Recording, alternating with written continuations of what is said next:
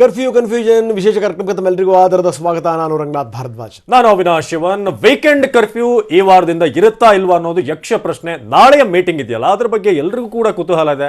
ಒಂದ್ ಕಡೆ ತೀವ್ರ ವಿರೋಧ ಪಕ್ಷದವರಿಂದಲೇ ಬರ್ತಿದೆ, ಉದ್ಯಮಗಳಂತೂ ಕೆಂಡ ಕಾರ್ತಾ ಇವೆ. ಆದ್ರೆ ಇನ್ನೊಂದು ಕಡೆ ಕೇಸ್ಗಳು ಮಾತ್ರ ದಿನನಿತ್ಯ 30-40 ಹೀಗೆ ಕೊರೋನಾ ಉತ್ತುಂಗಕ್ಕೇರ್ತಾ ಇದೆ. ಇಂತಹ ಸಂದರ್ಭದಲ್ಲಿ ಫ್ರೀಡಮ್ ಎಷ್ಟು ಮಟ್ಟಿಗೆ ಸರಿ, ಇರುವಂತಹ ರೂಲ್ಸ್ಗಳನ್ನ ಕರ್ಫ್ಯೂ ಅನ್ನ ತೆರವುಗೊಳಿಸೋದು ಸರಿನಾ ಅನ್ನೋದೀಗ ಸರ್ಕಾರಕ್ಕಿರುವಂತ ಗೊಂದಲ. ಉದ್ಯಮಿಗಳಿಂದ ವೀಕೆಂಡ್ ಕರ್ಫ್ಯೂಗೆ ತೀವ್ರ ವಿರೋಧ ವ್ಯಕ್ತವಾಗ್ತಾ ಇದೆ. ದಿನದಿಂದ ದಿನಕ್ಕೆ ಪಾಸಿಟಿವ್ ಕೇಸ್ ಏರ್ತಲೇ ಇದೆ. ಗೊಂದಲಕ್ಕೆ ಸಿಲುಕಿದಂತ ಸಿಎಂ ಅವರು ಯಾವ ನಿರ್ಧಾರವನ್ನ ನಾಳೆ ತೆಗೆದುಕೊಳ್ತಾರೆ? ವೀಕೆಂಡ್ ಕರ್ಫ್ಯೂ ಮುಂದುವರಿಸಬೇಕಾ ಬೇಡವಾ? ಹಾಗಾದ್ರೆ ತಜ್ಞರಿಗೆ ಏನ್ ಹೇಳ್ತಾರೆ ಇದಕ್ಕೆ ಸಂಬಂಧಪಟ್ಟ ಹಾಗೆ? ತಜ್ಞರು ಅವರಲ್ಲೂ ಕೂಡ ಒಂದಷ್ಟು ಡಿವೈಡೆಡ್ ಒಪಿನಿಯನ್ ಇದೆ. ಗೊಂದಲ ಪರಿಹಾರಕ್ಕೆ ತಜ್ಞರ ಮೊರೆ ಹೋದಂತಹ ಸಿಎಂ ಸ್ಪಷ್ಟವಾದಂತ ಒಂದು ರಿಪೋರ್ಟ್ ಅನ್ನ ಕೊಡಿ, ಒಂದು ಕ್ಲಿಯರ್ ಕಟ್ ಆದಂತ ರಿಪೋರ್ಟ್ ಅನ್ನ ಕೊಡಿ, ಏನ್ ಮಾಡಬೇಕು ನಾವು ಮುಂದೆ ಅಂತ. ತಜ್ಞರಲ್ಲೇ ವೀಕೆಂಡ್ ಕರ್ಫ್ಯೂ ಬಗ್ಗೆ ಎರಡು ರೀತಿಯಾದಂತ ಅಭಿಪ್ರಾಯ ಇದೆ. ಹಾಗಾದ್ರೆ ಕರ್ಫ್ಯೂ ತೆಗೆದ್ರೆ ಆಗುವಂತ ಸಮಸ್ಯೆ ಏನು? ಕರ್ಫ್ಯೂ ವಾಪಸ್ ಪಡೆದ್ರೆ ಹೇಗೆ ನಿಭಾಯಿಸಬಹುದು? ಇದರ ಬಗ್ಗೆ ಕೂಡ ನೀವು ಹೇಳಿ ಅಂತ. ಅಂದ್ರೆ ಯಾರು ಕರ್ಫ್ಯೂ ಅನ್ನ ರಿಲ್ಯಾಕ್ಸ್ ಮಾಡಬಹುದು ಅಂತ ಹೇಳ್ತಿದ್ದಾರೆ, ಅವರು ದಯವಿಟ್ಟು ರಿಲ್ಯಾಕ್ಸ್ ಮಾಡಿದ ನಂತರ ಏನು ಅಂತ ಹೇಳಿ. ಕರ್ಫ್ಯೂ ತೆಗೆದೇ ಹೋದ್ರೆ ಏನಾಗ್ಬೋದು ಅನ್ನೋದು ಇದೆಲ್ಲವೂ ಕೂಡ ಈಗ ಸರ್ಕಾರದ ಮುಂದಿದೆ. ತಜ್ಞರ ಬಳಿ ಒಂದು ಸ್ಪಷ್ಟವಾದಂಥ ವರದಿ ಕೊಡಿ ನಮಗೆ. ಯಾರು ವೀಕೆಂಡ್ ಕರ್ಫ್ಯೂ ಬೇಕು ಅಂತಾರೆ, ಯಾಕೆ ಅನ್ನೋದನ್ನು ದಯವಿಟ್ಟು ತಿಳಿಸಿ. ಒಂದು ವೇಳೆ ವೀಕೆಂಡ್ ಕರ್ಫ್ಯೂ ರಿಲ್ಯಾಕ್ಸ್ ಕೊಟ್ಟರೆ ಏನಾಗ್ಬೋದು ಅದರ ಬಗ್ಗೆ ಕೂಡ ಒಂದಷ್ಟು ಎಕ್ಸ್ಪ್ಲನೇಷನ್ ಕೇಳಿದ್ದಾರೆ. ಇನ್ನು ಯಾರು ವೀಕೆಂಡ್ ಕರ್ಫ್ಯೂ ಬೇಡ ಅಂತ ಹೇಳ್ತಿದ್ದಾರೆ ತಜ್ಞರು, ಅವ್ರ ಬಳಿ ಕೂಡ ಒಂದು ವೇಳೆ ನಾವು ವೀಕೆಂಡ್ ಕರ್ಫ್ಯೂನ ತೆರವುಗೊಳಿಸಿದ್ರೆ ಮುಂದೇನು, ಯಾವ ರೀತಿಯಾಗಿ ವ್ಯವಸ್ಥೆಗಳನ್ನು ನಾವು ಮಾಡ್ಕೊಳ್ಬೇಕಾಗುತ್ತೆ, ಸಾಮಾನ್ಯ ಜನರಿಗೆ ತೊಂದರೆ ಆಗುತ್ತಾ? ಯಾಕಂದರೆ 40,000 ಕೇಸ್ಗಳು ಈಗಾಗಲೇ ನಾವು ಗಡಿಯನ್ನು ದಾಟಿ 50,000 ಅಂಚಿನಲ್ಲಿ ಬಂದು ನಿಂತಿದ್ದೀವಿ. ಎರಡೂ ಸಾಧ್ಯತೆಗಳನ್ನು, ಒಂದು ವೇಳೆ ವೀಕೆಂಡ್ ಕರ್ಫ್ಯೂನ ತೆರವುಗೊಳಿಸಿದ್ರೇನು, ತೆರವುಗೊಳಿಸದೆ ಹೋದರೆ ಏನು, ಇದೆಲ್ಲವನ್ನು ಕೂಡ ಕೂಲಂಕುಷವಾಗಿ ಚರ್ಚೆ ನಡೆಸಿ ಇಲಾಖಾವಾರು ಅಭಿಪ್ರಾಯಗಳನ್ನು ಸಂಗ್ರಹಿಸಿ ನಂತರ ಒಂದು ತೀರ್ಮಾನಕ್ಕೆ ಬರಬೇಕಾಗಿದೆ.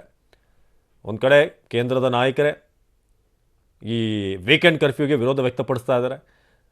ಪ್ರಹ್ಲಾದ್ ಜೋಶಿ ಅವರು ಇರ್ಬೋದು, ಸಂಸದರಾದಂಥ ಪ್ರತಾಪ್ ಸಿಂಹ ಇರ್ಬೋದು, ಸಿ.ಟಿ. ರವಿ, ಇವರೆಲ್ಲರೂ ಕೂಡ ವೀಕೆಂಡ್ ಕರ್ಫ್ಯೂನ ಅವಶ್ಯಕತೆ ಇಲ್ಲ ಅನ್ನೋದನ್ನು ಒತ್ತಿ ಹೇಳ್ತಿದ್ದಾರೆ. ಇನ್ನು ಎಲ್ಲರ ಚಿತ್ತ ಇರೋದು ನಾಳೆಯ ದಿನದತ್ತ. ಯಾಕಂದ್ರೆ ನಾಳೆ ಒಂದು ಅಂತಿಮ ನಿರ್ಧಾರಕ್ಕೆ ಬರಲಾಗುತ್ತೆ. ನಾಳೆಯ ಸಿಎಂ ಹೈ ವೋಲ್ಟೇಜ್ ಮೀಟಿಂಗ್. ತಜ್ಞರು ಸಚಿವರ ಜೊತೆ ಸಿಎಂ ಮಹತ್ವದ ಚರ್ಚೆಯನ್ನು ನಡೆಸಿ ಮುಂದಿನ ಕ್ರಮಗಳ ಬಗ್ಗೆ ತಿಳಿಸ್ತಾರೆ. ವೀಕೆಂಡ್ ಕರ್ಫ್ಯೂ ಭವಿಷ್ಯ ನಾಳೆಯ ನಿರ್ಧಾರ ಆಗುತ್ತೆ. ತಜ್ಞರ ಸಲಹೆ ಆಧರಿಸಿ ನಿರ್ಧರಿಸಲಿರುವಂತಹ ಸಿಎಂ ಸಭೆಯ ಬಳಿಕ ಈ ಮಹತ್ವದ ಘೋಷಣೆ ಫಿಕ್ಸ್. ವೀಕೆಂಡ್ ಕರ್ಫ್ಯೂ ಇರುತ್ತಾ, ಇರೋದಿಲ್ವಾ, ಇದ್ದರೂ ಕೂಡ ಏನಾದರೂ ಅದರಲ್ಲಿ ವಿನಾಯಿತಿಗಳನ್ನು ಕೊಡಲಾಗುತ್ತಾ, ಏನಾದರೂ ರಿಲ್ಯಾಕ್ಸೇಷನ್ ಇದೆಯಾ ವೀಕೆಂಡ್ ಕರ್ಫ್ಯೂನಲ್ಲೂ ಕೂಡ? ಹಾಗಾಗಿ ಬಹಳ ಡಿಪ್ಲೊಮ್ಯಾಟಿಕ್ ಆಗಿ ವೀಕೆಂಡ್ ಕರ್ಫ್ಯೂ ಭವಿಷ್ಯ ನಾಳೆಯ ನಿರ್ಧಾರ ಆಗುತ್ತೆ. ಸರ್ಕಾರಕ್ಕೆ ಇದು ಭಾಳ ಗೊಂದಲದ ಸಂದರ್ಭ, ಭಾಳ ದ್ವಂದ್ವ ಇದೆ ಈಗ. ಆದರೆ ತಜ್ಞರು ಇದಕ್ಕೊಂದು ಕ್ಲಾರಿಟಿ ಕೊಡ್ತಾರೆ ಅಂತ ನಾವು ಅಂದ್ಕೊಂಡಿದ್ದೀವಿ. ಇದೆಲ್ಲವನ್ನು ಕೂಡ ಗಣನೆಗೆ ತೆಗೆದುಕೊಂಡು, ಜೊತೆಗೆ ಸ್ವಪಕ್ಷದಲ್ಲೇ ಬಂದಿರುವಂಥ ಅಭಿಪ್ರಾಯಗಳನ್ನು ಕೂಡ ಗಣನೆಗೆ ತೆಗೆದುಕೊಂಡು ನಂತರ ಒಂದು ನಿರ್ಧಾರಕ್ಕೆ ಬರಲಿದ್ದಾರೆ. ಹಾಗಾದರೆ ರಾಜ್ಯ ಸರ್ಕಾರದ ಮುಂದಿರುವಂಥ ಗೊಂದಲ ಏನು? ಒಂದು ಕಡೆ ಜೀವನ ಎರಡೂ ಕೂಡ ಪ್ರಶ್ನೆ, ಕೇಸ್ಗಳು ವಿಪರೀತವಾಗಿ ಹೆಚ್ಚಾಗ್ತಿದೆ. ಮತ್ತೊಂದು ಕಡೆ ವೀಕೆಂಡ್ ಕರ್ಫ್ಯೂಗೆ ವಿಪರೀತ ವಿರೋಧ ಕೂಡ ವ್ಯಕ್ತವಾಗ್ತಾ ಇದೆ. ಹಾಗಾದರೆ ಸರ್ಕಾರದ ಪರಿಸ್ಥಿತಿ ಏನು? ಬನ್ನಿ ರಿಪೋರ್ಟ್ ನೋಡೋಣ. ಎರಡನೇ ಅಲೆ ಒಂದನೇ ಅಲೆಗೆ ಹೋಲಿಕೆ ಮಾಡಿದ್ರೆ 4 to 5 times ಸ್ಪೀಡ್ ಇದೆ. ಲಾಕ್ಡೌನ್ ಮಾಡ್ತೀವಿ, ಕರ್ಫ್ಯೂ ಮಾಡ್ತೀವಿ. ಲಾಕ್ಡೌನು ಕರ್ಫ್ಯೂ ನೀವೆಲ್ಲ ವಿಧಿಸೋದಾದ್ರೆ ಲಸಿಕೆ ಹಾಕ್ಬೇಕಿತ್ತು.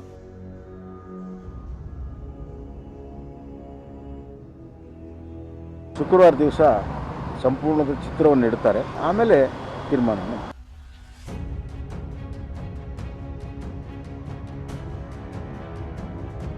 ವೀಕೆಂಡ್ ಕರ್ಫ್ಯೂ ಹೇರಿದ್ರೆ ಲಾಸ್,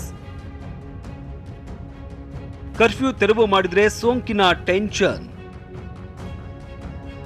ಕರ್ಫ್ಯೂ ಬೇಕಾ ಬೇಡ್ವಾ ಅನ್ನೋ ಗೊಂದಲದಲ್ಲಿ ಸರ್ಕಾರ.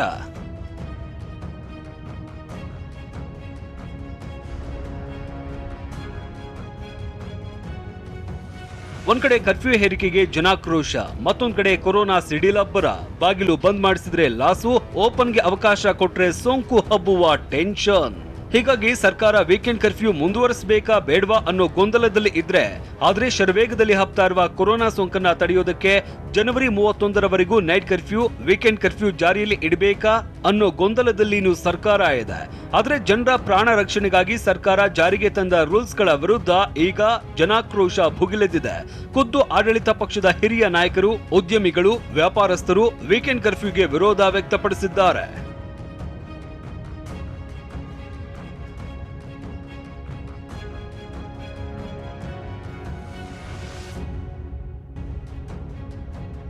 ಶುಕ್ರವಾರವೇ ವೀಕೆಂಡ್ ಕರ್ಫ್ಯೂ ಬಹುತೇಕ ಅಂತ್ಯವಾಗುತ್ತಾ? ತಜ್ಞರ ವರದಿ ಮೇಲೆ ನಿಂತಿದೆ ವೀಕೆಂಡ್ ಕರ್ಫ್ಯೂ ಭವಿಷ್ಯ.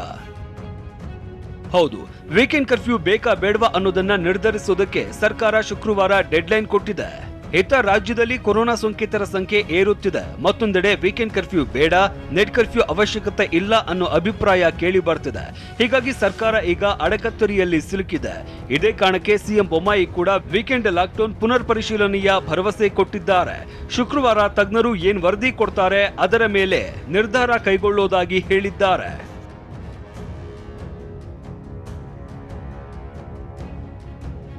ಕೋವಿಡ್ ಸಂಖ್ಯೆ ಹೆಚ್ಚಾಗ್ತಾ ಇದೆ, ಆದರೆ ಅದು ಆಸ್ಪತ್ರೆಯ ಒಂದು ಮೇಲೆ ಲೋಡ್ ಇಲ್ಲ ಮತ್ತು ಅಡ್ಮಿಷನ್ಸ್ ಇಲ್ಲ. OPD ಜೊತೆಗೆ ಹೆಚ್ಚಿನ ಗಮನವನ್ನು ಕೊಡಬೇಕಾಗಿದೆ. ಎಲ್ಲ ಹಿನ್ನೆಲೆಯಲ್ಲಿ ತಜ್ಞರೇನು ಹೇಳ್ತಾರೆ, ನಿರ್ಬಂಧಗಳ ಸಡಿಲಿಕೆ ಇದೆ ಸರ್, ವೀಕೆಂಡ್ ಕರ್ಫ್ಯೂ ವಾಪಸ್ ಇದೆಯಾ ಅಂತ, ಅವೆಲ್ಲವೂ ಕೂಡ ತಜ್ಞರ ಒಂದು ವರದಿಯನ್ನು ನೋಡಿಕೊಂಡು ತೀರ್ಮಾನವನ್ನು ಮಾಡ್ತೀವಿ. ವೀಕೆಂಡ್ ಲಾಕ್ ತೆಗೆದ್ರೆ ಸಮಸ್ಯೆ ಉಂಟಾದ್ರೆ ಪರಿಹಾರವೇನು? ಸಮಸ್ಯೆ ಎದುರಿಸೋದಕ್ಕೆ ಸರ್ಕಾರದ ಪ್ಲಾನ್ ಏನು? ಒಂದು ವೇಳೆ ವೀಕೆಂಡ್ ಕರ್ಫ್ಯೂ ತೆರವುಗೊಳಿಸಿದ ನಂತರ ಪಾಸಿಟಿವಿಟಿ ಕೇಸ್ಗಳು ಜಾಸ್ತಿ ಆದ್ರೆ ಪರಿಹಾರ ಏನು ಅನ್ನೋ ಪ್ರಶ್ನೆ ಕೂಡ ಕಾಡ್ತಾ ಇದೆ. ಅದಕ್ಕಾಗಿ ಸರ್ಕಾರ ಕೆಲ ಸಿದ್ಧತೆಗಳನ್ನ ಮಾಡಿಕೊಳ್ಳುವುದಕ್ಕೆ ರೆಡಿಯಾಗಿದೆ. ಈ ಕುರಿತಂತೆ ಸಿಎಂ ಮೊನ್ನೆ ನಡೆದ ಮೀಟಿಂಗ್ನಲ್ಲಿ ಅಧಿಕಾರಿಗಳಿಗೆ ಕೆಲ ಸೂಚನೆಗಳನ್ನ ಸಹ ನೀಡಿದ್ದಾರೆ.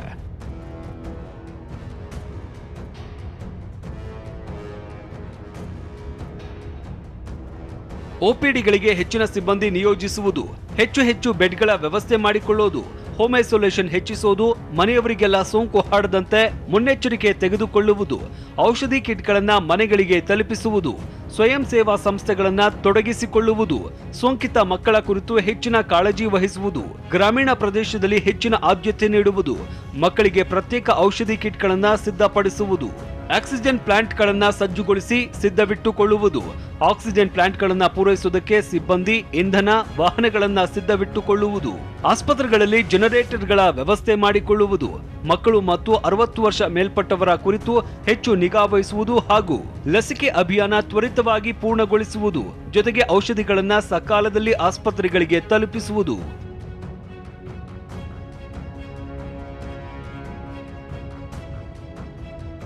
ಒಟ್ನಲ್ಲಿ ವೀಕೆಂಡ್ ಕರ್ಫ್ಯೂ ರೂಲ್ಸ್ ಬಗ್ಗೆ ಗೊಂದಲದಲ್ಲಿ ಇರುವ ಸಿಎಂ ಬೊಮ್ಮಾಯಿ ತಜ್ಞರು ನೀಡುವ ವರದಿಗಾಗಿ ಕಾಯ್ತಿದ್ದಾರೆ. ತಜ್ಞರು ಕೊಡೋ ವರದಿ ಬಳಿಕ ವೀಕೆಂಡ್ ಕರ್ಫ್ಯೂ ಭವಿಷ್ಯ ನಿರ್ಧಾರವಾಗಲಿದೆ. ಒಂದು ವೇಳೆ ಕರ್ಫ್ಯೂ ತೆರವು ಮಾಡಿ ಸಮಸ್ಯೆ ಉಂಟಾದ್ರೆ ಅದಕ್ಕೂ ಪರಿಹಾರವನ್ನ ಕಂಡುಕೊಳ್ಳೋದಕ್ಕೆ ಪ್ಲಾನ್ ಮಾಡಿಕೊಳ್ತಿದೆ. Bureau report, TV9. ಬನ್ನಿ, ಪ್ರೊಫೆಸರ್ ಕೇಶವ್ ನಮ್ಮ ಜೊತೆಗಿದ್ದಾರೆ, ಅರ್ಥಶಾಸ್ತ್ರಜ್ಞರು ನಮ್ಮ ಜೊತೆಗೆ ಸಂಪರ್ಕದಲ್ಲಿದ್ದಾರೆ. ಪ್ರೊಫೆಸರ್ ಕೇಶವ್ ಅವರೇ, ಗಮನಿಸ್ತಾ ಇದ್ದೀರಿ ತಾವು, ಸರ್ಕಾರ ಒಂದು ಲೆಕ್ಕದಲ್ಲಿ ಗೊಂದಲದಲ್ಲಿದೆ. ಈಗ ವೀಕೆಂಡ್ ಕರ್ಫ್ಯೂ ತಂದಾದ್ಮೇಲಿನ ಪರಿಣಾಮಗಳನ್ನು ನೋಡ್ತಾ ಇದ್ದೀವಿ. ನಿಧಾನಕ್ಕೆ ಜನಸಾಮಾನ್ಯರು ಸೇರಿದಂಗೆ ಉದ್ಯಮಿಗಳು ತೀವ್ರ ವಿರೋಧವನ್ನು ವ್ಯಕ್ತಪಡಿಸಲಿಕ್ಕೆ ಶುರು ಮಾಡಿದ್ದಾರೆ. ಈಗ ನೀವೇನಾದರೂ ಈ ರೀತಿ ಮಾಡಿದ್ರೆ ಪ್ರತಿಭಟಿಸಬೇಕಾಗುತ್ತೆ ಅನ್ನುವಂಥ ಸಂದೇಶ ಈಗಾಗಲೇ ಬೇರೆ ಬೇರೆ ಅಧಿಕಾರಿಗಳಿಗೆ ಅವರು ಹೋಗಿ ಮನವಿ ಕೊಡ್ತಾ ಇದ್ದಾರೆ. CS ಸೇರಿದಂತೆ ಬೇರೆ ಬೇರೆ ಮಟ್ಟಕ್ಕೆ ಹೋಗಿ ಅವರೀಗ ಮೆಮೊರಂಡಮ್ ಕೊಡ್ತಾ ಇದ್ದಾರೆ, ದಯವಿಟ್ಟು ಈ ರೀತಿ ಎಲ್ಲ ಮಾಡಬೇಡಿ ಅಂತೇಳಿ ಅಂತ. ಸರ್ಕಾರ ಒಂದು ಲೆಕ್ಕದಲ್ಲಿ ಇಕ್ಕಟ್ಟರಲ್ಲಿದೆ. ಸೊ ಇದೆಲ್ಲದರ ಜೊತೆಗೆ ಜನಜೀವನ ಸಾಗಬೇಕಲ್ಲ, ಇದಕ್ಕೆ ಸಂಬಂಧಪಟ್ಟಂಗೆ ಯಾವ ಹೆಜ್ಜೆ ಇಡಬೇಕು ಅನ್ನುವಂಥ ಗೊಂದಲ ಕಾಡ್ತಾ ಇದೆ. ಈ ಒಟ್ಟಾರೆ ಈಗಿನ ಸ್ಥಿತಿಗತಿಗಳ ಬಗ್ಗೆ ಏನಂತೀರಿ ಪ್ರೊಫೆಸರ್ ಕೇಶವ್? ಬಹುಶಃ ಇವಾಗ ಎಂತ ಸಂದಿಗ್ಧ ಸ್ಥಿತಿಯಲ್ಲಿ ಸರ್ಕಾರ ಇದೆ ಅಂತಂದ್ರೆ, ಈಗ ಬಿಸಿ ತುಪ್ಪನ ಹಾಕೊಂಡ್ ಬಿಟ್ಟಿದೀವಿ, ನುಂಗಕ್ಕಾಗಲ್ಲ, ಒಗ್ಯಕ್ಕಾಗಲ್ಲ ಅನ್ನೋ ಸ್ಥಿತಿಯಲ್ಲಿ ಅದಿದೆ.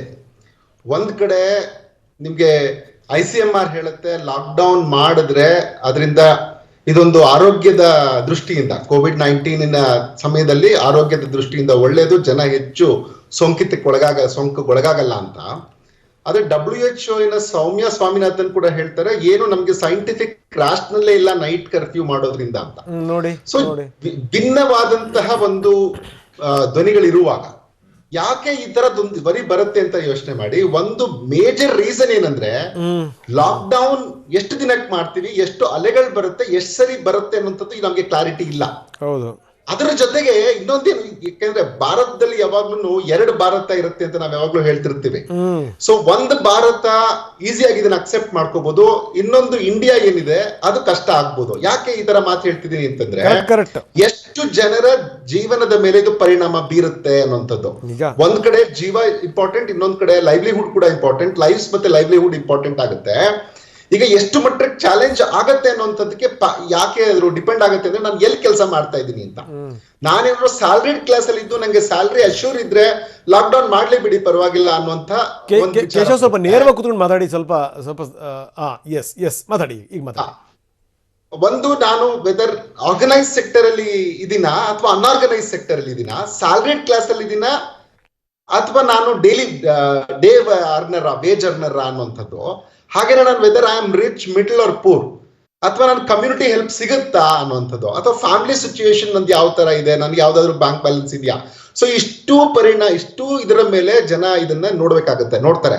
ಹಾಗೇನೆ ನಾವು ಪಾಲಿಸಿ ಮೇಕರ್ಸ್ ಕೂಡ ಕಾಸ್ಟ್ ಮತ್ತೆ ಬೆನಿಫಿಟ್ ನ ಯೋಚನೆ ಮಾಡಿ ಅಂತ ನಾನು ರಿಕ್ವೆಸ್ಟ್ ಮಾಡ್ತೀನಿ. ಯಾಕೆಂದ್ರೆ ಕಾಸ್ಟ್ ಏನು, ಬೆನಿಫಿಟ್ ಏನು. ಈಗ ನಾವು ಲಾಕ್ ಡೌನ್ ಮಾಡೋದ್ರಿಂದ ನಮ್ಗೆ ಆಗುವಂತಹ ಲಾಭ ಏನು, ಅದರಿಂದ ಆಗುವಂತ ವೆಚ್ಚ ಏನು ಅಂತ ನಾವು ಗಮನಿಸಬೇಕು. ಯಾಕೆ ಇದು ವೆರಿ ಇಂಪಾರ್ಟೆಂಟ್ ಆಗತ್ತೆ ಅಂತಂದ್ರೆ,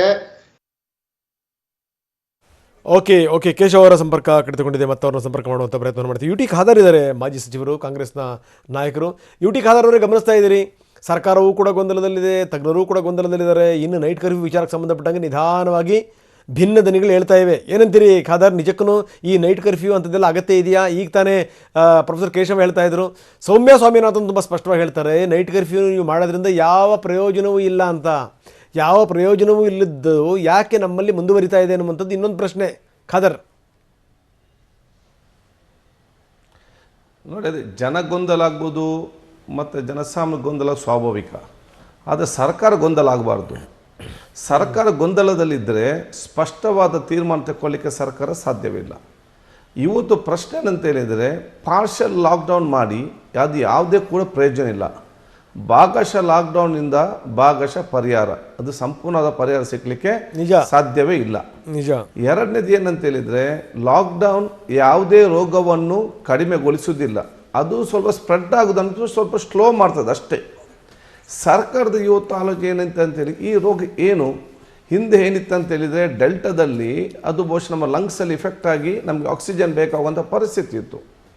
ಈ ರೋಗದಲ್ಲಿ ಬರೀ ಅದು ಗಂಟಲಲ್ಲಿ ಇನ್ಫೆಕ್ಷನ್ ಮಾತ್ರ ಆಗುವಂಥದ್ದು ಅದು ಆಫ್ರಿಕಾ, ಅಮೇರಿಕಾ ಮತ್ತು ನಮ್ಮ ದೇಶದ ಬೇರೆ ಬೇರೆ ರಾಜ್ಯಗಳು ಬಂದಾಗ ಗೊತ್ತಾಗಿದೆ. ನಮ್ಮ ರಾಜ್ಯದ ಇವತ್ತು ಇಷ್ಟು ಲಕ್ಷಾಂತರ ಟೆಸ್ಟ್ ಆದರೂ ಕೂಡ, ಇದರ ಲಕ್ಷಾಂತರ ಪಾಸಿಟಿವ್ ಬಂದರೂ ಕೂಡ 1% ಕೂಡ ಇವತ್ತು ICU ಬೆಡ್ ಮತ್ತು ವೆಂಟಿಲೇಟರ್ನಲ್ಲಿ ಇಲ್ಲ. ಆದ ಕಾರಣ ಸರ್ಕಾರ ಇವತ್ತು ಅರ್ಥ ಮಾಡಿಕೊಳ್ಳುವಂಥ ವಿಚಾರ ಏನಾಗಬೇಕಂತ ಹೇಳಿದರೆ, ಲಾಕ್ಡೌನ್ ಮತ್ತು ಇದಕ್ಕೆ ಜಾಸ್ತಿ ಗೊಂದಲ ಮಾಡೋ ಬದಲು ಜನಸಾಮಾನ್ಯರಿಗೆ ನೀವು 3ನೇ ಡೋಸ್ ಬೂಸ್ಟರ್ ಡೋಸ್ ಕೊಡಲಿಕ್ಕೆ ಪ್ರಾರಂಭ ಮಾಡಿ. ಈಗೇನು ಆದೇಶ ಇದೆ, 60 ವರ್ಷ ಮೇಲ್ಪಟ್ಟವ್ರಿಗಂತ ಇದ್ದಾರೆ. ಈಗ ನಮ್ಮ ಎಕಾನಮಿ ಆರ್ಥಿಕ ಪರಿಸ್ಥಿತಿಯಲ್ಲಿ ಹೊರಗಡೆ ಕಾಲೇಜಿಗೆ ಹೋಗುವವರು, ಹೊರಗಡೆ ತಿರುಗಾಡುವವರು, ವ್ಯಾಪಾರ ಮಾಡುವವರು, ದುಡಿಯುವವರು, ಕಾರ್ಮಿಕ ವರ್ಗ ಯಾರು, ಅದು 18ರಿಂದ 60. ಸೊ 18ರಿಂದ 60ಗೆ ಯಾರಿಗೆಲ್ಲ ಬೂಸ್ಟರ್ ಡೋಸ್ ಬೇಕು ನೀವು ತೆಕ್ಕೊಂಡು ನಿಮ್ಮ ಕೆಲಸಕ್ಕೆ ಹೋಗಿ ಅಂತೇಳಿ ಧೈರ್ಯವಾಗಿ ಸರ್ಕಾರ ಹೇಳಲಿಕ್ಕೆ ಏನು ಸಮಸ್ಯೆ. ಇವತ್ತು ಲಾಕ್ಡೌನ್ ಯಾಕೆ ಮಾಡ್ತಾರೆ ಅಂತ ಹೇಳಿದರೆ, ಏನಾದರೂ ನಾಳೆ ಬ್ರೇಕ್ ಔಟ್ ಆದರೆ ನಾವು ಏನು ವ್ಯವಸ್ಥೆ ಮಾಡಬೇಕು, ICU ಬೆಡ್ ಎಷ್ಟು ಬೇಕು, ವೆಂಟಿಲೇಟರ್ ಎಷ್ಟು ಬೇಕು, ಡಾಕ್ಟರ್ ಎಷ್ಟು ಬೇಕು. ಈಗ ಎಷ್ಟು ICU ವೆಂಟಿಲೇಟರ್ ಬೆಡ್ ಇದೆ, ಇದಕ್ಕೆ ಬೇಕಾದಂತೆಲ್ಲ ಸ್ಟಾಫ್ ನರ್ಸಸ್ಗಳಿದೆಯಾ? ಈಗ ಆಕ್ಸಿಜನ್ ಪ್ಲಾಂಟನ್ನು ಎಲ್ಲ CSCಯಲ್ಲಿ ಹಾಕಿದ್ದಾರೆ. ಇದನ್ನು ಟೆಕ್ನಿಷಿಯನ್ ಇನ್ನೂ ಕೂಡ ಅಪಾಯಿಂಟ್ಮೆಂಟ್ ಇನ್ನೂ ಕೂಡ ಮಾಡಲಿಲ್ಲ. ಈ ಸರ್ಕಾರದ ರೋಗ ಬಂದರೆ ಅದನ್ನು ನಿಭಾಯಿಸಲಿಕ್ಕೆ ಏನೆಲ್ಲ ಕ್ರಮ ತಗೊಳ್ಬೇಕಂತ ಚರ್ಚೆ ಮಾಡಿ ಅದಕ್ಕೆ ಕ್ರಮ ತಗೊಳ್ಳೋಂಥ ಒಂದು ಮೀಟಿಂಗ್ ಕೂಡ ಇವತ್ತು ಕ್ಯಾಬಿನೆಟಲ್ಲಿ ಡಿಸ್ಕಸ್ ಆಗಿ ನಾವು ಇವತ್ತು ನೋಡಲಿಲ್ಲ. ಇವತ್ತು ಬರೀ ಲಾಕ್ಡೌನ್ ನೀವು 10 ಗಂಟೆಗಿಂತ ಮಾಡಿ ಇವತ್ತು ಜನಸಾಮಾನ್ಯದ ಇಫೆಕ್ಟ್ ಯಾರಿಗೆ ಅವರೇ? ನಿಜ. ನೀವು ಹಂಗೆ ಸಂಪರ್ಕದಲ್ಲಿ ಇನ್ನಷ್ಟು ನಿಮ್ಮ ಜೊತೆ ಚರ್ಚೆ ಮಾಡ್ತೀನಿ. MG ಮಹೇಶ್ ಇದ್ದಾರೆ, ರಾಜ್ಯ ಬಿಜೆಪಿಯ ವಕ್ತಾರರು ಮೈಸೂರಿನಿಂದ. ಮಹೇಶ್, ನಾವು ನೋಡ್ತಾ ಇದ್ದೀವಿ ಏನು ಸರ್ಕಾರದಲ್ಲಿ ವಿಪರೀತ ಗೊಂದಲಗಳಿದೆಯಪ್ಪ. ಈಗ UT ಖಾದರ್ ಒಂದು ಒಳ್ಳೆ ಮಾತನ್ನು ಹೇಳಿದ್ರು, ಜನರಲ್ಲಿ ಗೊಂದಲ ಇರುವಂಥದ್ದು ಅತ್ಯಂತ ಸಹಜ ರೀ, ಇರಬೇಕು. ಆದರೆ ಈ ಆಡಳಿತ ಮಾಡುವಂಥವ್ರಿಗೆ ಗೊಂದಲ ಇರಬಾರ್ದು ಅನ್ನುವಂಥ ಮಾತು. ಏನ್ರಿ ಗೊಂದಲ ಹೆಂಗೆ ಗೊತ್ತಾ, ಒಂದು ಕಡೆಗೆ ಇಲ್ಲಿ ಸಂಖ್ಯೆ ಏರ್ತಾ ಇದೆ, ಈ ಸಂದರ್ಭದಲ್ಲಿ ಯಾವ ಹೆಜ್ಜೆ ಇಡಬೇಕು ಅನ್ನುವಂಥ ನಿರ್ಧಾರಕ್ಕೆ ಬರೋಕ್ಕಾಗ್ತಾ ಇಲ್ಲ. ಇನ್ನೊಂದು ಕಡೆಗೆ ನಿಮ್ಮ ಪಕ್ಷದಲ್ಲೇ ನಾಯಕರು, ಕೇಂದ್ರದ ನಾಯಕರಿಂದ ಹಿಡಿದು ರಾಜ್ಯದ ನಾಯಕರ ತನಕ ಅಸಹನೆಯನ್ನು ವ್ಯಕ್ತಪಡಿಸ್ತಾರೆ, ಈ ರೀತಿ ಆಗಬಾರ್ದು ಅಂತ. ಏನು ನಡೀತಾ ಇದೆ, ಯಾವ ನಿರ್ಧಾರಕ್ಕೆ ಬರ್ತೀರಿ ಫೈನಲಿ? ಅಲ್ಲ, ಸಹಜವಾಗಿ ತಾವೇನು ಪ್ರಶ್ನೆ ಮಾಡಿದ್ರಿ ರಂಗನಾಥ್ ಅವರೇ, ನಾಳೆ ಏನು ಶುಕ್ರವಾರ ಸರ್ಕಾರ ಒಂದು ತೀರ್ಮಾನವನ್ನು ತಿಳಿಸುವಂಥದ್ದು ಮಾಡುತ್ತೆ. ಏನು ಎಕ್ಸ್ಪರ್ಟ್ ಕಮಿಟಿಯವರು ಕಳೆದ 2 ಕೋವಿಡಿನ ಪರಿಣಾಮ ಮತ್ತು ಈಗ ಮುಂದೆ ಆಗಬೇಕಾಗಿರ್ತಕ್ಕಂಥ ಒಟ್ಟು ಎಲ್ಲ ಅಂಶಗಳನ್ನು ಪರಿಗಣಿಸಿ ಎಕ್ಸ್ಪರ್ಟ್ ಕಮಿಟಿ ಕೊಡ್ತಕ್ಕಂಥ ತೀರ್ಮಾನದ ಅನುಗುಣವಾಗಿ ಸರ್ಕಾರ ತೆಗೆದುಕೊಳ್ಳುತ್ತೆ. ಸರ್ಕಾರ ಏನು ತೀರ್ಮಾನ ತೆಗೆದುಕೊಳ್ಳುತ್ತೆ, ಸಹಜವಾಗಿ ಪಕ್ಷ ಕೂಡ ಅದನ್ನು ಮಾಡುತ್ತೆ. ಅವರಲ್ಲೂ ಗೊಂದಲ ಇದೆಯಲ್ಲ, ಎಕ್ಸ್ಪರ್ಟ್ ಕಮಿಟಿಗಳಲ್ಲೂ ಕೂಡ ಗೊಂದಲ ಇದೆಯಲ್ಲ ಸ್ವಾಮಿ. ಅವರು ಕೂಡ ಹೆಂಗ್ ಗೊತ್ತಾ, ಇವತ್ತು ಹೇಳಿ ನಾಳೆ ಏನಾದ್ರು ಹೆಚ್ಚು ಕಡಿಮೆ ಆದ್ರೆ ಗತಿ ಏನು ಅಂತ ಅವರು ಕೂಡ ಯೋಚನೆ ಮಾಡ್ತಾ ಇದ್ದಾರೆ. ಅಲ್ಲಲ್ಲ, ಏನಾಗತ್ತೆ ಅಂತಂತಂದ್ರೆ, ಈ ಒಂದು ಕೊರೋನಾ ಈ ಬಾರಿಯ ಏನು ವ್ಯಾಕ್ಸಿನೇಷನ್ ನಂತರ ವ್ಯಾಕ್ಸಿನೇಷನ್ ಪಡೆದಂಥ ವ್ಯಕ್ತಿಗಳಲ್ಲಿ ಏನು ಮಾರ್ಟಾಲಿಟಿ ರೇಟು ಭಾಳ 0 ಇದೆ. ಆದ್ದರಿಂದ ಸರ್ಕಾರ ಕಳೆದ 2 ಬಾರಿ ತೆಗೆದುಕೊಂಡಂಥ ಅನೇಕ ಬಿಗಿ ಕ್ರಮಗಳ ಆಧಾರದ ಮೇಲೆ ಈ ಬಾರಿ ಸರ್ಕಾರಕ್ಕೆ ಆ ಥರದ ಒಂದು ಆತಂಕದ ವಾತಾವರಣ ಏನು ಇವತ್ತು ನಿರ್ಮಾಣ ಆಗಿಲ್ಲ. ನಿರ್ಮಾಣ ಆಗಿರ್ತಕ್ಕಂಥದ್ದು ಕೊರೋನಾ ಸಂಖ್ಯೆ ವ್ಯಾಪಿಸಿರ್ತಕ್ಕಂಥದ್ದು. ಬಹುಶಃ ಅದು ಕೊರೋನಾ ಇನ್ನು ಸ್ವಲ್ಪ ದಿನದಲ್ಲಿ ಮುಗಿಲಿಕ್ಕೋಸ್ಕರ ಈ ಥರದ ವ್ಯಾಪಕವಾದಂಥ ರೀತಿಯಲ್ಲಿ ಬೆಳೆದಿದ್ರೂ ಕೂಡ ಸರ್ಕಾರ ಒಂದು ಬಿಗಿಯಾದಂಥ ಒಂದು ಕ್ರಮವನ್ನು ತೆಗೆದುಕೊಳ್ಳುತ್ತದೆ. ಒಂದು ಏನು ಎಕ್ಸ್ಪರ್ಟ್ ಕಮಿಟಿ ಕೊಟ್ಟಿರ್ತಕ್ಕಂಥ ಅವರ ತೀರ್ಮಾನದ ಮೇಲೆ ಸರ್ಕಾರ ಜನರಿಗೂ ಅನುಕೂಲ ಆಗ್ತಕ್ಕಂಥದ್ದು, ನಾವು ಕೋವಿಡನ್ನು ಕೂಡ ನಿರ್ವಹಣೆ ಮಾಡಬೇಕು, ಜೀವನವನ್ನು ಕೂಡ ನಿರ್ವಹಣೆ ಮಾಡತಕ್ಕಂಥ ಒಂದು ತೀರ್ಮಾನವನ್ನ ಸರ್ಕಾರ ಅದಕ್ಕಿಂತ ಮೊದಲು ನೇರವಾಗಿ ಮಾತು ಹೇಳ್ತಾ ಇದ್ದೀನಿ. ಈಗ ಅದಕ್ಕಿಂತ ಮೊದಲು ಜನಸಾಮಾನ್ಯರನ್ನು ನೀವು ಕಟ್ಟಾಕೋದಕ್ಕಿಂತ ಈ ನಿಮ್ಮ ಪಾರ್ಟಿಯವರು ಸೇರಿದಂಗೆ ಈ ಬೇರೆ ಬೇರೆ ಪಾರ್ಟಿಯವರು, ಈ ನಾಯಕರುಗಳು ಓಡಾಟ, ಈ ಕಾರ್ಯಕರ್ತರು ಸೇರಿಸ್ಕೊಂಡು ನಡೆಸಿರೋಂಥ ಹುಚ್ಚಾಟ, ಅವಕ್ಕೆಲ್ಲ ಕಡಿವಾಣ ಹಾಕಿ. ಫಸ್ಟು ಜನಸಾಮಾನ್ಯರಿಂದ ಅಲ್ಲರಿ ರೋಗ ಹಬ್ತಾ ಇರೋದು. ಪಾಪ ದಿನನಿತ್ಯ ದುಡ್ಡು ತಿಂತಾ ಇದ್ದಾರಲ್ಲ, ಪಾಪ ಅವರಿಂದ ಆಗುತ್ತಾ? ಈಗ ನಿಮ್ಮ ಈ ಹೋರಾಟಗಳು, ಹಾರಾಟಗಳು, ಈ ಸಮಾವೇಶಗಳು, ವಿಧವಾದಂಥ ವೇಷಗಳು ಅವು ಕಡಿಮೆ ಆಗಬೇಕು. ಅದನ್ನು ತಾವು ಒಪ್ಕೋತೀರಿ ಅಂತೀರಿ ಮಹೇಶ್? ಅಲ್ಲ, ಖಂಡಿತವಾಗ್ಲೂ ನೋಡಿ, ಒಬ್ಬರು ಜನಪ್ರತಿನಿಧಿ ಆದಂಥವರು ಬಹಳ ರೋಲ್ ಮಾಡಲ್ ಆಗಿ ನಡ್ಕೋಬೇಕು. ಏನು ಒಂದು ಸರ್ಕಾರ ಇದಕ್ಕೆ ಬೇಕಾಗಿರ್ತಕ್ಕಂಥ ಕೋವಿಡಿನ ನಾರ್ಮ್ಸ್ಗಳಿತ್ತು, ಅದು ಎಲ್ಲರಿಗೂ ಸೇರಿರ್ತಕ್ಕಂಥದ್ದು. ಅದು ಯಾವುದೋ ಬೇರೆಯವರಿಗೆ ಬಿಜೆಪಿಗಲ್ಲ ಅಂತಲ್ಲ. ಬಿಜೆಪಿ ಇರ್ಲಿ, ಯಾರೆಲ್ಲ ಇರ್ಲಿ, ಅದನ್ನ ಒಬೈಡ್ ಮಾಡಬೇಕು. ಬಿಜೆಪಿ ಅಂತ ಅನುಶಾಸನಬದ್ಧ ಪಕ್ಷ. ನಿಮ್ಮ ಪಾರ್ಟಿಯವರು ಫಾಲೋ ಮಾಡ್ತಾ ಇದ್ದಾರಾ? ಅದು ಕೂಡ ಇಂಪಾರ್ಟೆಂಟ್. ನಿಮ್ಮ ಪಾರ್ಟಿಯವರು ಫಾಲೋ ಮಾಡಬೇಕು. ಹೋಗಿ ಯಾವುದೋ ಹಿಂಗೋದ ಯಾವುದೋ ಮೀಟಿಂಗ್ಗಳು ಮಾಡಿದೆ, ಯಾವುದೋ ಜಾತ್ರೆ ಮಾಡಿದೆ, ಓರಿ ಬೆದರಿಸೋ ಸ್ಪರ್ಧೆ ಮಾಡಿದೆ, ಪ್ರತಿಭಟನೆ ಮಾಡಿದೆ ಅಂತಲ್ಲ. ಅದಾದ್ಮೇಲೆ ಬೇರೆಯವ್ರಿಗೂ ನೋವೇ ಆಗುತ್ತದು. ಮಹೇಶ್, ಮುಖ್ಯಮಂತ್ರಿಗಳು ಬಹಳ ಸ್ಪಷ್ಟವಾಗಿ ಹೇಳಿದ್ದಾರೆ, ಯಾರೆಲ್ಲ ಕೊರೋನಾ ನಾಮ್ಸ್ ಅನ್ನ ಉಲ್ಲಂಘನೆ ಮಾಡಿದ್ದಾರೆ, ಇರ್ರೆಸ್ಪೆಕ್ಟಿವ್ ಆಫ್ ಪಾರ್ಟೀಸ್, ಅವ್ರ ಬಗ್ಗೆ ಕ್ರಮ ಆಗುತ್ತೆ ಅಂತೇಳಿ. ಅದ್ರಲ್ಲಿ ಎರಡೇ ಪ್ರಶ್ನೆನೇ ಇಲ್ಲ. ಯಾರೆಲ್ಲ ಇರ್ಲಿ, ಅದರಲ್ಲಿ ಕೊರೋನಾ ನಾರ್ಮ್ಸ್ ಅನ್ನ ಉಲ್ಲಂಘನೆ ಯಾರೆಲ್ಲ ಇದ್ದಾರೆ ಅವ್ರ ಬಗ್ಗೆ. ಆಯ್ತು ಮಹೇಶ್, ಆಯ್ತು. ಒಂದ್ ನಿಮಿಷ ಪ್ರೊಫೆಸರ್ ಕೇಶವ, ಕೊನೆಯದಾಗಿ ತುಂಬಾ ಸಂಕ್ಷಿಪ್ತವಾಗಿ ಏನ್ ಹೇಳ್ತೀರಿ ಸರ್? ಅದೇ ಕಾಸ್ಟ್ ಸದ್ಯದ ಸ್ಥಿತಿಯಲ್ಲಿ ಬೆನಿಫಿಟ್ ಗಿಂತ ಜಾಸ್ತಿ ಇರೋದ್ರಿಂದ ಲಾಕ್ಡೌನ್ಗೆ ಆಲ್ಟರ್ನೇಟಿವ್ಸ್ ಹುಡುಕ್ಬೇಕಾಗ್ಲಿ, ಲಾಕ್ಡೌನ್ ಮಾಡದೇ ಇರೋದು ಒಳ್ಳೇದು ಅಂತ ನನ್ಗನ್ಸುತ್ತೆ. ಯಾಕೆಂತಂದ್ರೆ ಇವತ್ತಿನ ಸ್ಥಿತಿಯಲ್ಲಿ ತುಂಬಾ ಜನರ ಜೀವನಕ್ಕೆ ಸಂಕಷ್ಟ ಆಗಿದೆ, ಅವರ ಲೈಫ್ ಹಂಗಾಗಿ ಅವರು ಫೇಸಸ್ ಅಲ್ಲಿ ಯಾವ ರೀತಿಯಲ್ಲಿ ಮಾಡ್ಬೋದು. ಇವಾಗ ತುಂಬಾ ಚೆನ್ನಾಗಿ ಹೇಳ್ತಾ ಇದ್ರಿ, ಯಾವ್ದಂದ್ರೆ ಕೋವಿಡ್ ಅಪ್ರಾಪ್ರಿಯೇಟ್ ಬಿಹೇವಿಯರ್ ಲೀಡರ್ಸ್ ಇಂದ ಸ್ಟಾರ್ಟ್ ಆದ್ರೆ ಜನನು ಫಾಲೋ ಮಾಡ್ತಾರೆ ಅಂತ. ಸೊ ಅದರ ಕಡೆಗೆ ಹೆಚ್ಚು ಗಮನ ಕೊಡ್ಲಿ. ಇಲ್ಲ ಅಂತಂದ್ರೆ ಇವಾಗ ತಾನೇ ಚೇತರಿಸ್ಕೊಳ್ತಾ ಇದೆ ಆರ್ಥಿಕತೆ, ಅದು ಇನ್ನೂ ಸಂಕಷ್ಟಕ್ಕೊಳಗಾಗಿ ತುಂಬಾ ತೊಂದರೆಗಳು. ಅಲ್ಲ, ನನಗೆ ಬಹಳ ಆಶ್ಚರ್ಯ ಮತ್ತೆ ಬೇಸರ ಆಗೋದು ಯಾಕೆ ಅಂತಂದ್ರೆ, ಉಮೇಶ್ ಕತ್ತಿ ಅಂತವ್ರು ಹೇಳ್ತಾರೆ, ನನಗೆ ಇಷ್ಟ ಅಲ್ಲಪ್ಪ, ನಾನು ಹಾಕೊಳ್ಳಲ್ಲ, ನೀವು ಹಾಕೊಂಡು ರಕಳಿ ಬಿಟ್ರಿ ಬಿಡಿ ಮಾಸ್ಕ್ನ ಅಂತ. ಯಾವ ಸೀಮೆ ನಾಯಕರುಗಳ್ರಿ ಇವರೆಲ್ಲ? ಯಾವ ಸೀಮೆ ನಾಯಕರುಗಳು ಇವರೆಲ್ಲ? ಇವ್ರಿಗೆ ಸಪರೇಟ್ ಬೇರೆ ಕಾನೂನು ಇದೆಯಾ, ಬೇರೆ ವ್ಯವಸ್ಥೆ ಇದೆಯಾ? ಒಬ್ಬ ನಾಯಕನೇ ಹಂಗೆ ಹೇಳ್ಬಿಟ್ರೆ ಇನ್ನು ಅವ್ರ ಕಡೆಯವ್ರು ಯಾರಾದ್ರೂ ಫಾಲೋ ಮಾಡ್ತಾರಾ? ಇದನ್ನ ನಾವು ಅರ್ಥ ಮಾಡ್ಕೋಬೇಕು. UT ಖಾದರ್, ಕೊನೆಯದಾಗಿ ಏನಂತೀರಿ? ಲಾಸ್ಟ್ ವರ್ಡ್ ತುಂಬ ಸಂಕ್ಷಿಪ್ತವಾಗಿ. ನನ್ನ ಜನಪರ ಕೋರಿಕೆ, ಈ ಪಾರ್ಷಲ್ ಲಾಕ್ಡೌನ್ ಮತ್ತು ಕರ್ಫ್ಯೂವನ್ನು ಸರ್ಕಾರ ರದ್ದು ಮಾಡಬೇಕು. ಯಾಕೆಂದರೆ 2 ವಾರದಿಂದ ನೋಡಿದ್ದೇವೆ, ಇದರಲ್ಲಿ ಯಾವುದೇ ಕೂಡ ಕೊರೋನಾ ನಿಯಂತ್ರಣ ಮಾಡಲಿಕ್ಕೆ ಯಾವುದೇ ಕೂಡ ದೊಡ್ಡ ಮಟ್ಟದ ಪ್ರಯೋಜನ ಯಾಕೆ ಕಾರ್ಯಕ್ರಮ ಮಾಡ್ತಾ ಇದ್ದಾರೆ, ಇಲ್ಲದವ್ರು ಮನೇಲಿದ್ದಾರೆ, ದುಡಿಯೋರಿಗೆ ಕೆಲಸ ಇಲ್ಲ. ಇಲ್ಲ, ನೀವುಗಳು ಕೂಡ ಇಂಥ ಸಂದರ್ಭದಲ್ಲಿ ನೀವುಗಳು ಕೂಡ ಈ ಪಾದಯಾತ್ರೆ ಗೀದಯಾತ್ರೆ ಹೋಗಿ ರಂಪಾಟ ಮಾಡಿದ್ದು ಅದೇನು ಬಹಳ ಒಪ್ಕೊಳ್ಳುವಂಥದ್ದಿನ ಸಂಗತಿ ಅಲ್ಲ ಖಾದರ್. ನೀವು ಸೆನ್ಸಿಬಲ್ ಇದ್ದೀರಿ, ಇದ್ರ ಬಗ್ಗೆ ಯೋಚನೆ ಮಾಡ್ಬೇಕಿಂತದ್ರ ಬಗ್ಗೆ. ಅಲ್ಲ, ನಾವು ಹೋಗೋ ಮುಂಚೆ ಹೋಗೋ ಮುಂಚೆ ನಾವು ಹೇಳಿದ್ದೇವೆ ಇದು ಮಾರಕ ಆಗುವುದಿಲ್ಲ ಅಂತೇಳಿ. ರಾಮನಗರದ ಎಷ್ಟು ಕೇಸ್ ಇಷ್ಟಾಗಿ 100 ಚಿಲ್ಲರೆ ಕೇಸ್ ಮಾತ್ರ ಪಾಸಿಟಿವ್, ಯಾರು ಕೂಡ ಬೆಡ್ಡಲ್ಲಿಲ್ಲ ಇಷ್ಟೆಲ್ಲ ಆಗಿ ಕೂಡ. ಈಗ ಇವತ್ತು ನೀವು ರಾಮನಗರದ ಕೊಂಡ್ರು ಕೂಡ, ಸೊ ಇವತ್ತು ಪ್ರೂವ್ ಇದು ಮಾರಕ ಅಲ್ಲ ಅಂತ ನಾವು ಪ್ರೂವ್ ಮಾಡಿದ್ದೇವೆ. ಓಕೆ ಸರ್, ನೀವು ಹಿಂಗೆ ಮಾರಕ ಅಲ್ಲ ಅಂತ ಅಂದ್ಬಿಟ್ರೆ ಮತ್ತಿನ್ನು ಉಳಿದಂಥವ್ರು ಶುರು ಮಾಡ್ಕೋತಾರೆ ಆ ಪಾದಯಾತ್ರೆ ಈ ಪಾದಯಾತ್ರೆ ಒಂದಷ್ಟು. ಆಮೇಲೆ ಪಾದಯಾತ್ರೆ ಅವಕಾಶ ಕೊಡ್ತೀರಿ, ನೀವು ಜಾತ್ರೆಗೆ ಅವಕಾಶ ಕೊಡಲ್ಲ ಅಂತ ಶುರು ಮಾಡ್ಕೊಂಡ್ಬಿಟ್ರೆ ಬಹಳ ಕಷ್ಟ ಆಗ್ಬಿಡುತ್ತೆ ಖಾದರ್. ಅದನ್ನ ಅರ್ಥ ಮಾಡ್ಕೊಳ್ಳಿ. ಎಲ್ಲರೂ ನೋಡಿ ನೀವು ಗೆಲ್ಲ ತನಕ ಮಾತ್ರ ಒಂದು ಪಾರ್ಟಿಯವರು ಗೆದ್ದ ಮೇಲೆ ನೀವೆಲ್ಲ ನಾಯಕರು ಎಲ್ರಿಗೂ ಸೇರಿದಂಥವ್ರು ಎಲ್ಲರೂ ಸೇರ್ಕೊಂಡು ಈ ಪ್ರಯತ್ನ ಮಾಡಬೇಕು. ಬರೀ ಏನು ಅಂದರೆ ಬರೀ ಆಡಳಿತ ಪಕ್ಷಕ್ಕೆ ದೂರೋದಲ್ಲ, ಜನಸಾಮಾನ್ಯರಿಗೆ ದೂರೋದಲ್ಲ, ಜನಸಾಮಾನ್ಯರ ಹೊಟ್ಟೆ ಹೊಡೆಯೋದಲ್ಲ ಸರ್. Please understand. ಇಲ್ಲ, ಕೊರೋನಾ ನಿಯಂತ್ರಣ ನಮ್ಮ ಎಲ್ಲ ಸಹಕಾರ ನಾವು ಕೊಡ್ತೇವೆ, ಅದು ಸ್ಪಷ್ಟವಾದ ತೀರ್ಮಾನ ಸರ್ಕಾರ ತಗೊಳ್ಬೇಕು. ಇವತ್ತು 2 ವಾರ ಇವತ್ತು ಲಾಕ್ಡೌನ್ ಆಗಿದ್ದಾರೆ, ನೆಕ್ಸ್ಟ್ ಒಮ್ಮೆ ಫ್ರೀ ಬಿಡಲಿ, ನಾವು ಪರಿಸ್ಥಿತಿ ನೋಡಿಕೊಂಡು ಮತ್ತೆ ನಾವು ಮುಂದಿನ ತೀರ್ಮಾನ ಸರ್ಕಾರಕ್ಕೆ ತಗೊಳ್ಬೋದು. ಓಕೆ ಬನ್ನಿ, ಡಾಕ್ಟರ್ ಸುನಿಲ್ ಕುಮಾರ್ ಇದ್ದಾರೆ. ಸುನಿಲ್, ಕೊನೆಯ ಹಂತದಲ್ಲಿದ್ದೀವಿ ನಾವು, ಚರ್ಚೆಯ ಕೊನೆಯ ಹಂತದಲ್ಲಿ. ಕೊನೆಯದಾಗಿ ಜನಗಳಿಗೆ ಏನು ಹೇಳಕ್ ಬಯಸ್ತೀರಿ ಸುನಿಲ್? ಜನಗಳು ಆಕ್ಚುಲಿ ಏನಿದೆ ಕೋವಿಡ್ ಅಪ್ರೋಪ್ರಿಯೇಟ್ ಬಿಹೇವಿಯರ್ ನ ಜನಗಳು ಫಾಲೋ ಮಾಡ್ಬೇಕು. ಹಾಗೆ ತಾವು ಹೇಳ್ದಂಗೆ ಜನನಾಯಕರು ಅಥವಾ ಪ್ರತಿನಿಧಿಗಳು ಏನಿದ್ದಾರೆ ಅವರು ಕೂಡ ಸಹಕಾರ ಕೊಡ್ಬೇಕಾಗತ್ತೆ. ಸೊ ಹಾಗಾಗಿ ಈ ಒಂದು ಹಂತದಲ್ಲಿ ಅವರಿಬ್ರು ಎಲ್ಲರ ಸಹಕಾರನು ಬಹಳ ಅವಶ್ಯಕ ಆಗಿರುತ್ತೆ. ಹಾಗೆ ಸರ್ಕಾರನು ಕೂಡ ಈ ಇನ್ಫೆಕ್ಷನ್ಸ್ ರೇಟ್ಸ್ ನು ಎಲ್ಲದನ್ನ ನೋಡ್ಬಿಟ್ಟು ಒಂದು ಸೂಕ್ತ ನಿರ್ಣಯ ಕೈಗೊಳ್ಳುತ್ತೆ ಅಂತ ಅನ್ಸುತ್ತೆ. ಹಾಗಾಗಿ ಇಂಪಾರ್ಟೆಂಟ್ ಆಸ್ಪೆಕ್ಟ್ ಎಲ್ಲರೂ ಸಹಕಾರದಿಂದ ಇನ್ನು ಒಂದು 2-4 ವಾರದಲ್ಲಿ ಎಲ್ಲ ಸಹಕಾರ ಕೊಟ್ರೆ ಖಂಡಿತವಾಗ್ಲೂ ಈ 3ನೇ ಅಲೆನ ನಾವು ಸಕ್ಸಸ್ಫುಲ್ ಆಗಿ ಪಾಸ್ ಮಾಡಬಹುದು ಅನ್ಸುತ್ತೆ Ranganath sir. Okay, thank you very much ಎಲ್ರಿಗೂ ನಮ್ಮ ಜೊತೆಗೆ ಮಾತಾಡಿದ ತಮ್ಮೆಲ್ಲರಿಗೂ ಕೂಡ ಧನ್ಯವಾದ. ಇದು ಈಗಿನ ವಿಶೇಷ ಕಾರ್ಯಕ್ರಮ. ನಿರಂತರ ಸುದ್ದಿಗಾಗಿ ನೋಡ್ತಾ ಇರಿ TV9.